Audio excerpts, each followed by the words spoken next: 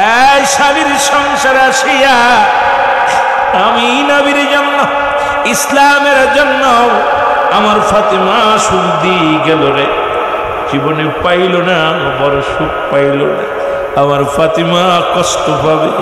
আমি অনুরোধ করে যাই আমার সন্তানকে রব্বুল আলামিনকে বলো এই দরখাস্ত কবুল করে নিতে বলো, আমার ইব্রাহিমকে আমি কুরবানি করে দিলাম। জোরে জোরে চিল্লায়া বলা যাবে না আল্লাহু আকবার, জোরে জোরে চিল্লায়া বলা যাবে না আল্লাহ। রাসূল বলে জিবরিল এই মাত্র গেলা আবার আইলা কি সংবাদ নিয়ে বলো? বলে ইয়া রাসূলুল্লাহ ইয়া হাবিবাল্লাহ, আজকে আপনার কলিজার ধন সন্তানটারে কুরবানি করে দিলেন।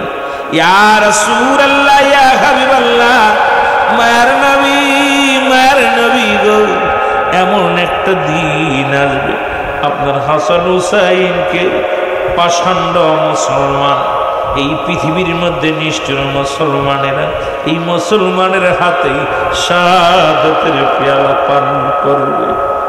আমার নবী ডাক দিয়ে কয় জিবরিল কি শুনাইলা?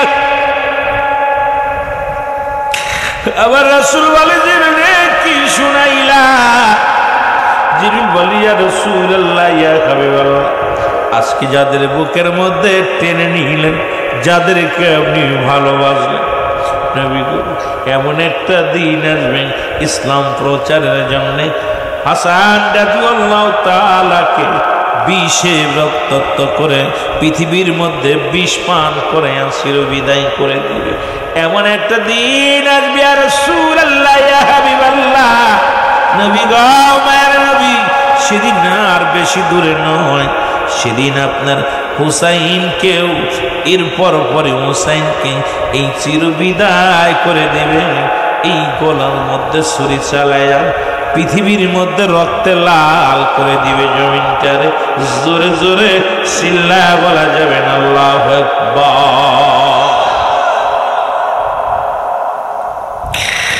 এ মুসলমান গভীর মনোযোগ।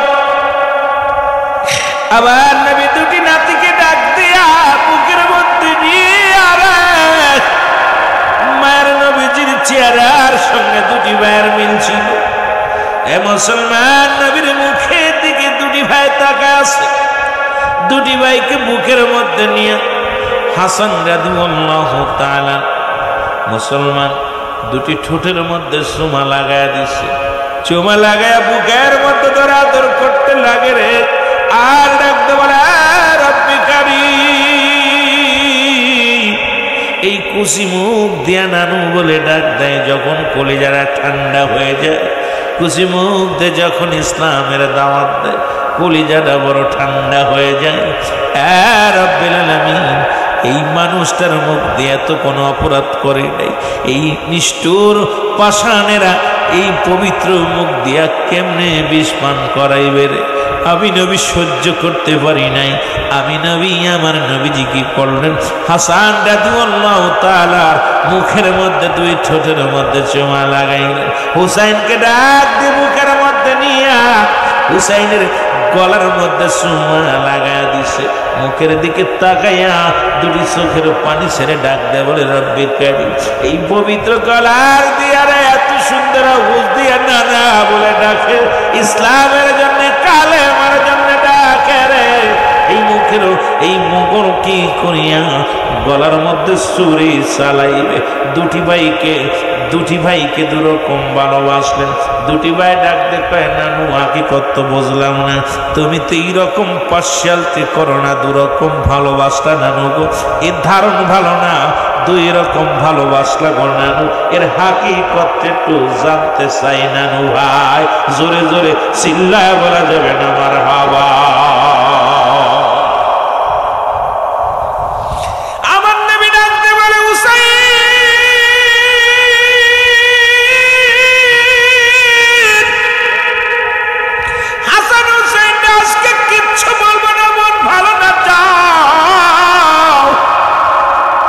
হাসান হুসাইন চলে গেলেন বাড়িতে, যা ডাক দি বলে মা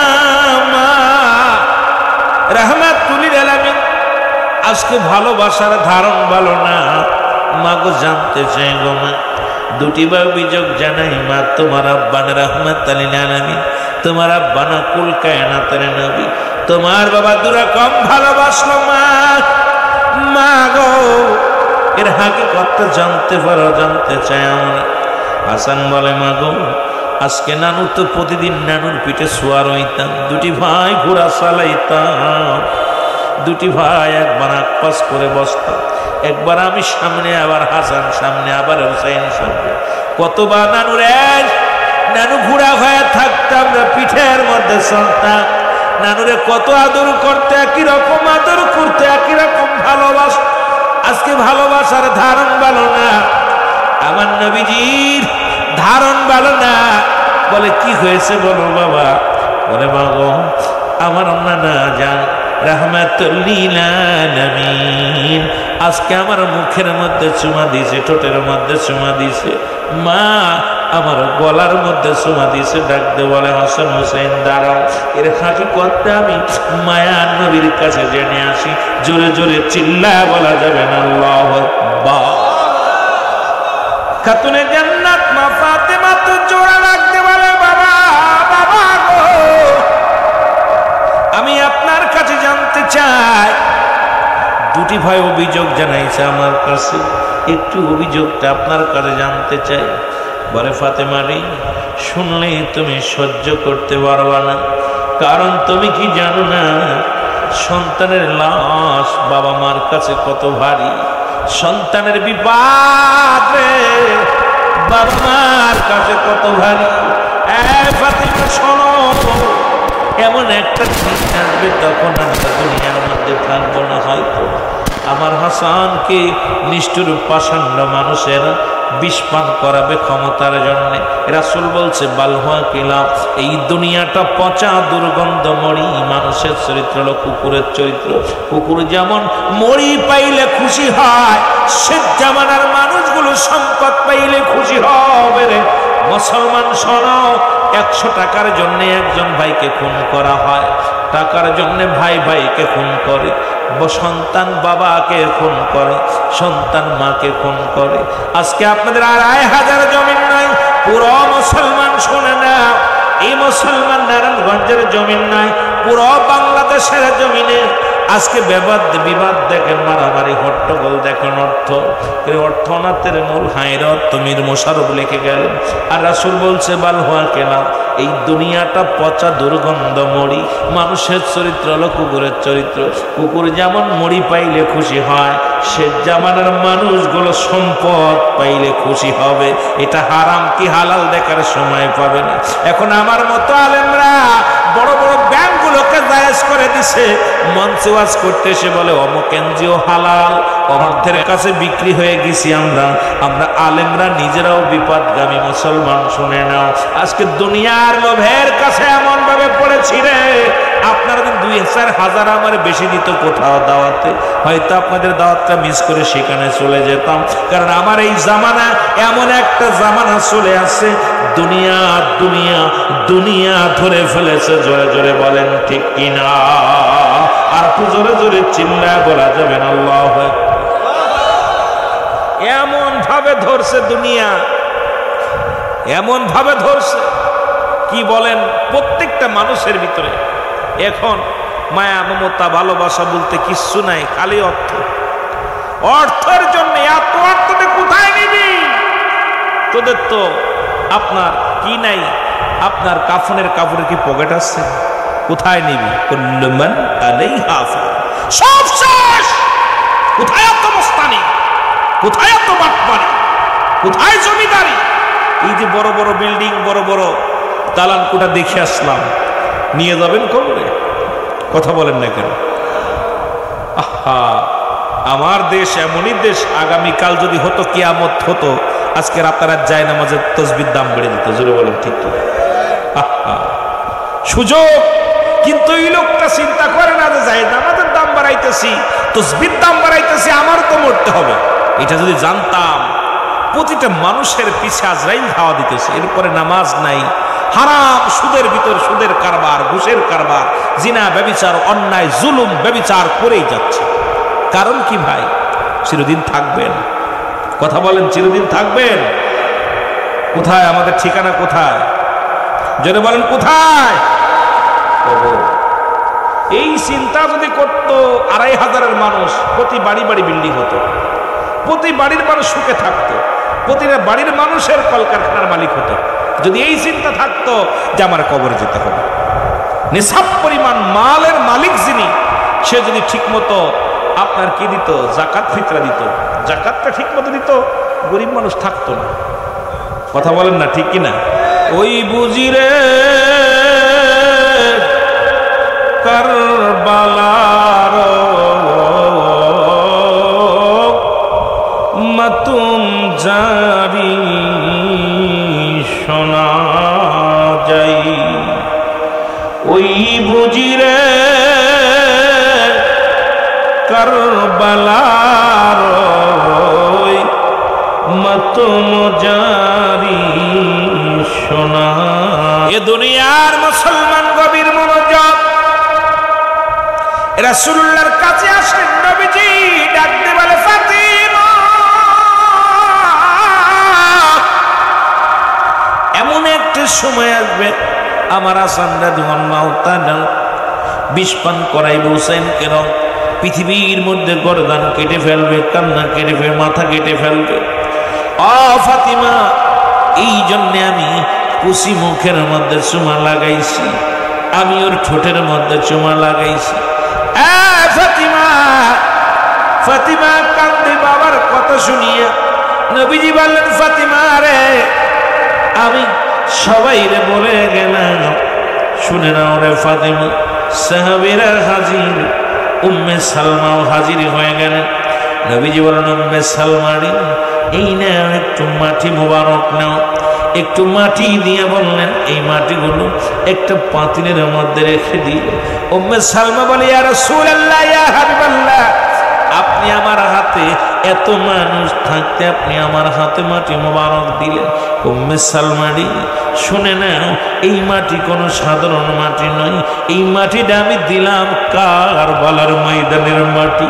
যেদিন দেখবে মাটি গোলার মধ্যে লাল দাগ হয়ে গেছে রে, সেদিন আমি দেখবে তুমি উম্মে সালমারে, সেদিন দেখবে আমার হোসেন দুনিয়া থেকে বিদায় হয়ে গেছে। কিয়ামত পর্যন্ত উম্মে সালমা বেঁচে থাকবে। আমার রাসূল এটাও বলে গেছে জোরে জোরে, ওই কোন পর্যন্ত মুসলমান ওই কারবালা পর্যন্ত, কারবালার ময়দান পর্যন্ত বেঁচে থাকবে উম্মে সালমা। রাসূল এটা বলে গিয়েছেন জোরে জোরে, চিল্লায়া বলা যাবে না আল্লাহু আকবার। রাসূল সাহাবীদের ডাকতে বলেন, সাহাবীরা শুনে নাও, শুনে নাও, আমি তোমাদের বলি, আমি ইন্তেকালের পরে 30 বছর পরে, 30 বছরের মধ্যে আমার হাসান হুসাইন এই ক্ষমতার মধ্যে আসবে। এদিকে আমিরে মুয়াবিয়া সামনে হাজির হয়ে গেছেন। এ মুসলমান শোনো, আমিরে মুয়াবিয়া কি রাসূল ডাকতে বলে, উম্মা মুয়াবিয়া রে শোনো, এ মুয়াবিয়া শোনো, তুমি জীবনেও শাদী করবে না, কারণ তোমার বংশের ভিতর থেকে ওই বংশটা হাজির হবে যারা আমার হাসান হুসাইন হত্যা করে আনন্দ পাবে, মজা পাবে। আমার নবীজি ডাকতে বলেন মুয়াবিয়া রে তুমি বিয়ে করো না। এদিকে রাসূল পাক সাল্লাল্লাহু আলাইহি ওয়াসাল্লাম ইন্তেকাল করলেন, 4 খলিফা ইন্তেকাল করলেন।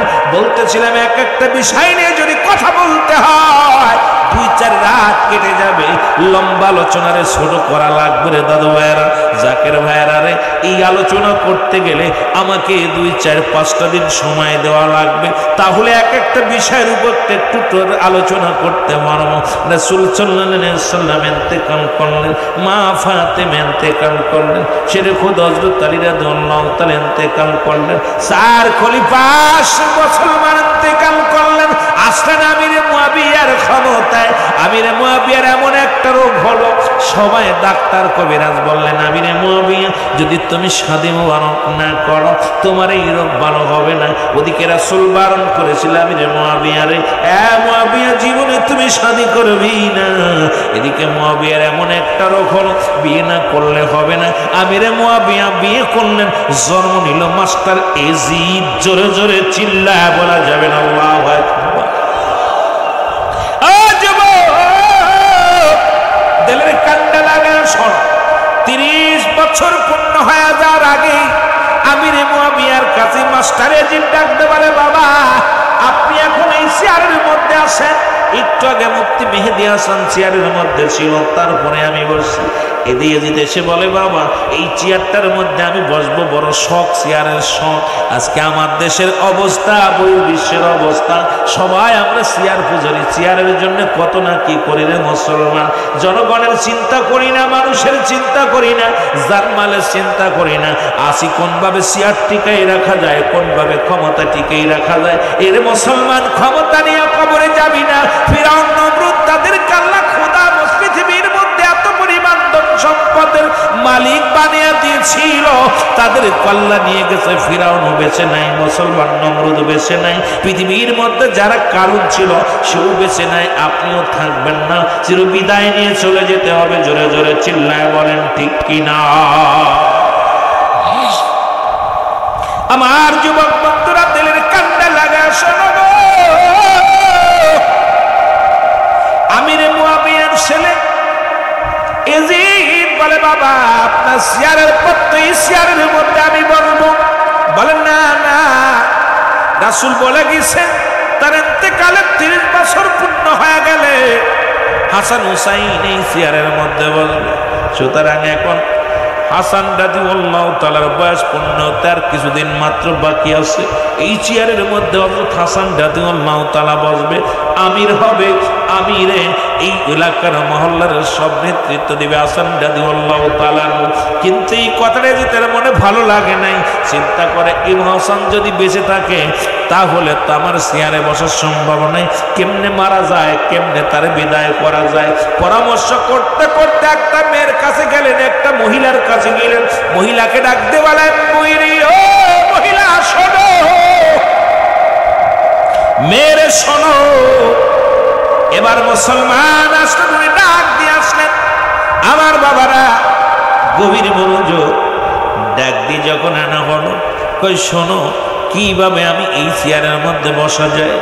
এইটা যদি হাসান বেঁচে থাকে, হাসান যদি বেঁচে থাকে চেয়ারে বসতে পারবো না, হাসানকে যে কোনো মূল্যে মারতে হবে।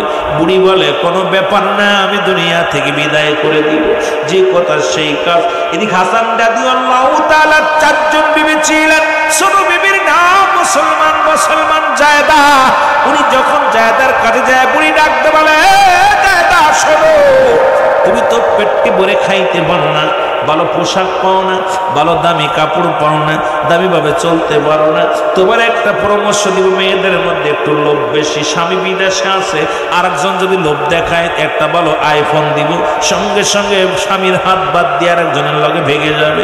মুসলমান এখন মেয়েদের ভিতর 3টা জিনিস বেশি, লোভ এবং কঠোর আর মায়া।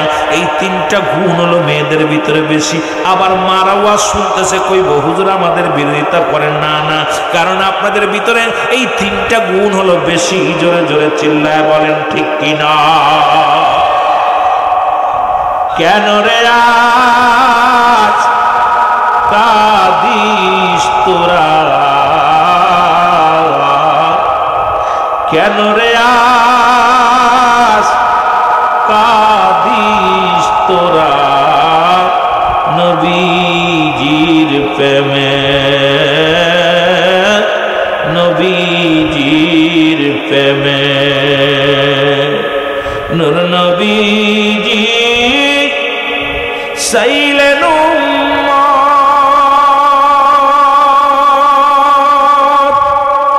আরশ মহল্লার মালিকেরই কাছে, তোরাইবে কঠিন দিনে, তোরাইবে কঠিন দিনে, নিদানের কালে। কেন রে আজ কাঁদিস তোরা, নবীজির প্রেমে। কেন রে আজ কাঁদিস তোরা, নূর নবীর প্রেমে। ডাকেন খোদা মায়া করে, দিদার দিলেন নবীর শানে। ডাকে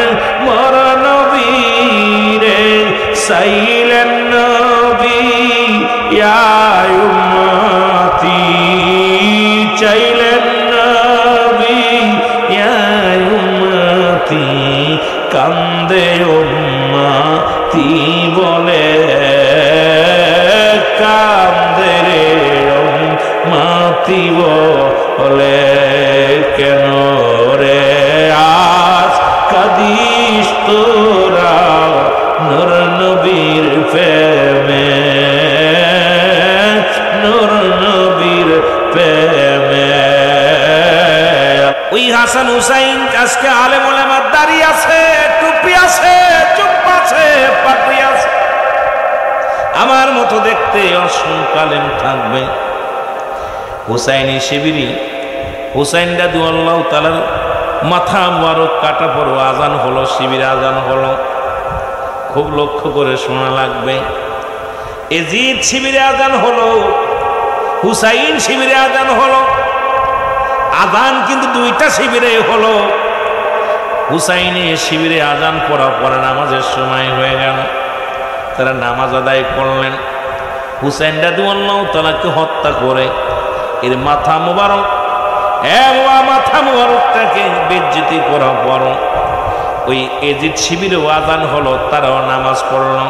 হুসাইন শিবিরেও আজান হলো, নামাজ পড়ল। দুইটাই কিন্তু মুসলমান, একটা হলো এজিদ ইসলাম, একটা হলো হুসাইন ইসলাম।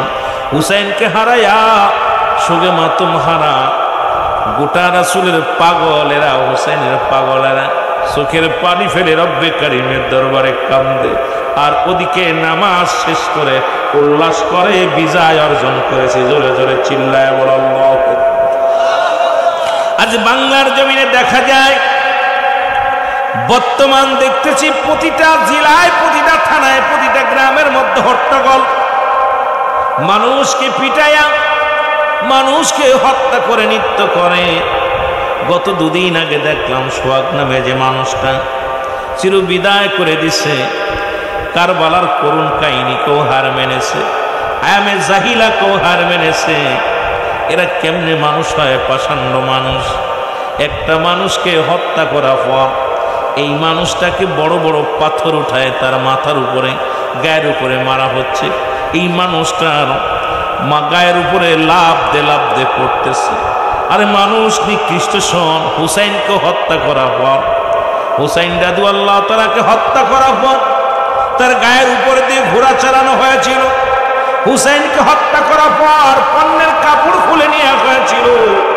সোহাগ নামে যে যুবকটাকে হত্যা করা হলো, দেখলাম সর্বপ্রথম তাকে উলঙ্গ করা হলো, তার পণ্যের কাপড়টা পর্যন্ত খুলে নিল। আজকে কেমন নিষ্ঠুর! ওই কারবালাকেও হার মেনেছে বাংলার জমিনে। এ অন্য দেশে নয়, বাংলার জমিনে এজিদ বাহিনীরা, তাদের দিলে কোনো মায়া নাই, দয়া নয়। মারা পর তাকে উলঙ্গ করে সেই মায়ের সন্তানকে পৃথিবী থেকে বিদায় করে দেওয়া হলো, পাথর নিক্ষেপ করা হলো, পাথরের পরে তার গায়ের উপরে লাফিয়ে লাফিয়ে নৃত্য করা হলো। কাকে হত্যা করলে? একজন মাকে বিধবা বানাইলি, একজন মাকে বিধবা বানাইলি, একটা সন্তানকে বাবা হারা করলি, একটা বোনকে স্বামী হারা করলি। মুসলমান শোনো, পৃথিবীর মধ্যে এই বাংলার জমিনে কেবলাদান হুজুর বলে গেছে, বাবা তসবির তারা যেমন, তসবির সুতা যেমন ছিঁড়ে গেলে আমার কেবলাদান হুজুরের কথাগুলো বারবার মনে পড়ে যায়।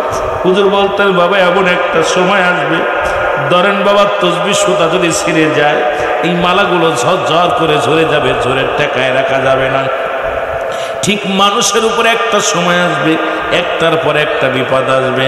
সেদিন আখিরি মুজাদ্দেদ, আখিরি মুর্শিদের কদম মোবারক যারা আঁকড়ে ধরবে, পৃথিবীর সমস্ত বিপদ থেকে তারা উদ্ধার হবে। জোরে জোরে চিল্লায় বলো মারহাবা। আর একটু জোরে জোরে চিল্লায় বলো আল্লাহু আকবার। সুতরাং আমি আপনাদেরকে বলে যাই, আজকে মানুষ মারার, মানুষ হত্যা করা যে অবস্থা, মানুষকে মারা কোনো ব্যাপার নয়। মুসলমান মানুষকে হত্যা করে মসজিদের ইমাম সাহেবকে ফাঁসানোর জন্যে, মুসলমান শুনে নাও, ময়না নামের মেয়েটাকে চিরবিদায় করে দেওয়া হলো। মারা পর ষড়যন্ত্র করে এখন সব তদন্ত হয়। বড় দুঃখজনক, এই ময়নাকে হত্যা করে আলেমকে ফাঁসানোর জন্য মসজিদে রাখা হলো।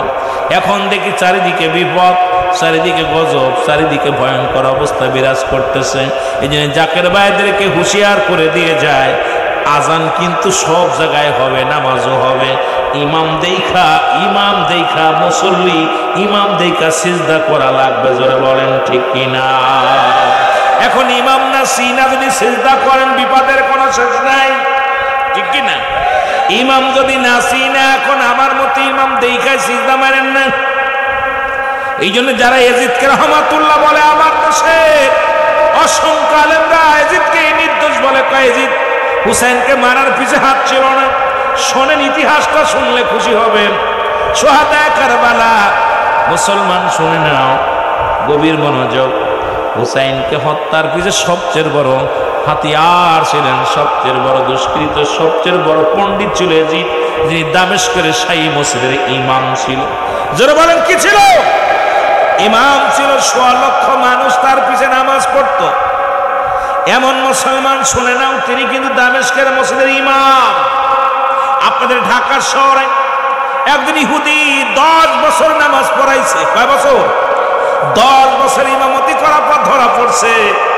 মানুষগুলো ইহুদিপন্থী বানানোর জন্য ষড়যন্ত্র করে শুরু করেছিল। ধরা পড়লো 10 বছর পরে। তখন বললেন, আমার এসেছিলাম ইহুদিদের এজেন্ট হয়ে, আমি ইহুদি, আসলে মুসলমান না। কারণ অসংখ্য মুনাফিক আমাদের মধ্যে এখন আগমন করতেছে আমাদের ঈমানটারে নষ্ট করার জন্য। জোরে বলেন ঠিক কিনা? কারবালায় যাইতে পারলাম না রে আমি, যাইতে পারলাম না। বলেন কাফেলায় যাইতে পারলাম না রে আমি। আরো জোরে বলেন, কাফেলায় যাইতে পারলাম না রে আমি। ৭২ জন যে কাফেলা,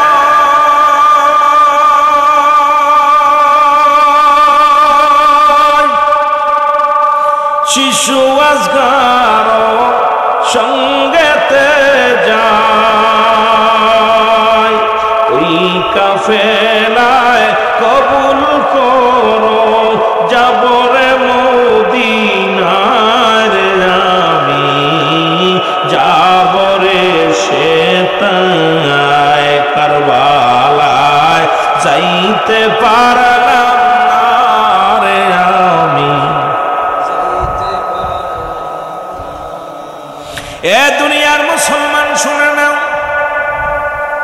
রাসূল পাক সাল্লাল্লাহু আলাইহি ওয়াসাল্লাম ওই কারবালা হাসান হুসাইন নামটা এত সহজ নয়। হাসান হুসাইন নামটা এত সহজ নয় যত সহজে আমরা বলি। এই হাসান হুসাইনকে আপনারা চেনেন, সবাই নাম শুনেছেন, তাকে এখনো চিনতে পারেন নাই। তার পাওয়ার কত, তার ক্ষমতা কত, কত বড় দামি মানুষ ছিল জগতের মধ্যে। হাসান হুসাইন বলতেছিলাম, জান্নাতে 2টি ফুটন্ত গোলাপ। জোরে বলো মারহাবা। ও যুবক, তাদের কান্ডা লাগা শোনো গো, রাহমাতুল লিল আলামিনের সঙ্গে বসে আছে মুসলমান। রাসূলের একমাত্র সন্তান, তখন ছেলে সন্তান, নাম তার ইব্রাহিম। মামা ভাগ্নে একসাথে ধুলাবালি নিয়ে খেলা করেন। আল হাসান আল হুসাইন আর মোহাম্মদ ইব্রাহিম 3 জন মিলা খেলা করে। রাহমাতুল লিল আলামিন এসে দেখে মামা ভাগ্নে এক জায়গা বয়া বয়া খেলা করে। রাহমাতুল লিল আলামিন এসে ডাক দিছে, নানু ভাই এদিকে আসো। নানু ভাই, 2টি ভাইকে আদর করে কিছু খাবার দিলেন হাতের মধ্যে, কিছু খুরমা হাতের মধ্যে দিলেন। খুরমাগুলো নিয়ে 2 ভাই খাইতে লাগলেন। জিবরিল আমিন হাসে হাজির হয়ে গেলেন। জিবরিল আমিন ডাকতে বলে, ইয়া রাসূলুল্লাহ, ইয়া হাবিবাল্লাহ, মায়ার নবী, মায়ার নবী গো, আমি আপনাকে একটা সংবাদ দিতে আইলাম। নবী বলেন, কি সংবাদ?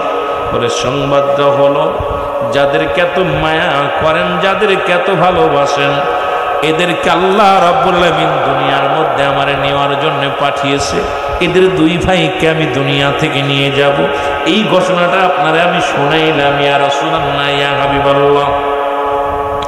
মায়ার নবী ডাক দিয়ে বলে, জিবরিল আমি জানতে চাই, আমি আগে জানতে চাই, আমার হাসান হুসাইন যদি ইন্তেকাল করে রে, পৃথিবীর মধ্যে সব চাইতে কষ্ট পাবে কে, সব চাইতে দুঃখ পাবে কে? বলে, ইয়া রাসূলুল্লাহ, ইয়া হাবিবাল্লাহ, পৃথিবীর মধ্য থেকে যখন আপনার হাসান হুসাইন বিদায় নেবে, এই পৃথিবীর মধ্যে জনম দুঃখিনী মা মা ফাতিমা সব চাইতে বেশি কষ্ট হবে। জোরে জোরে চিল্লায় বলা যাবে না আল্লাহু আকবার। হাসান হুসাইনকে বুকে ধরে রাখলেন, আল্লাহ কবুল করলেন। নবীজির কলিজার ধন চির বিদায় হয়ে গেল। সবাই বলেন ইন্না লিল্লাহি ওয়া ইন্না ইলাইহি রাজিউন। মুসলমান শোনো, ২৫০০ যুবকেরা শোনো, হুসাইনকে ভালোবেসে বুকে ধরে রাখো।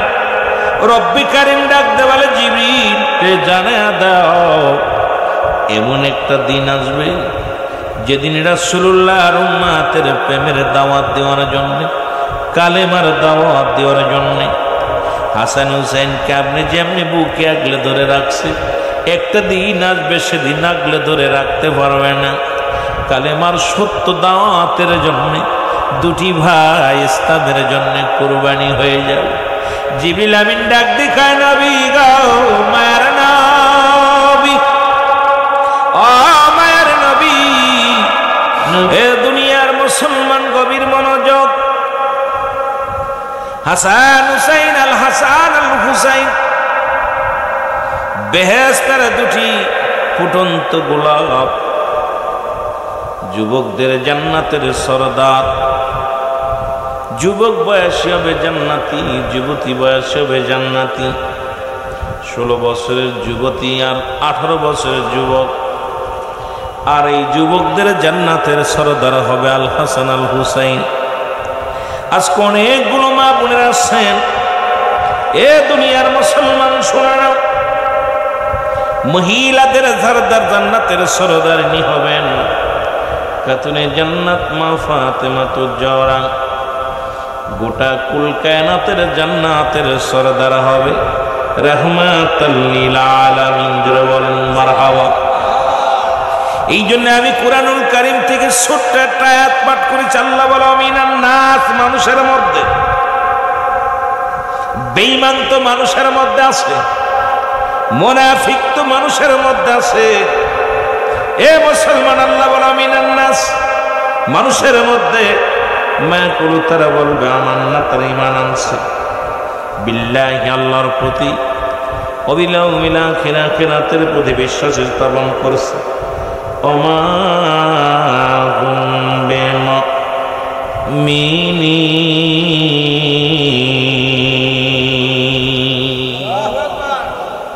আমার দয়াল বাবা ডাকিতেছেন, খাজা বাবা ডাকিতেছেন মধুর বসনে, তোরা চল সকলে চল বাবার কদমে, তোরা চল সকলে চল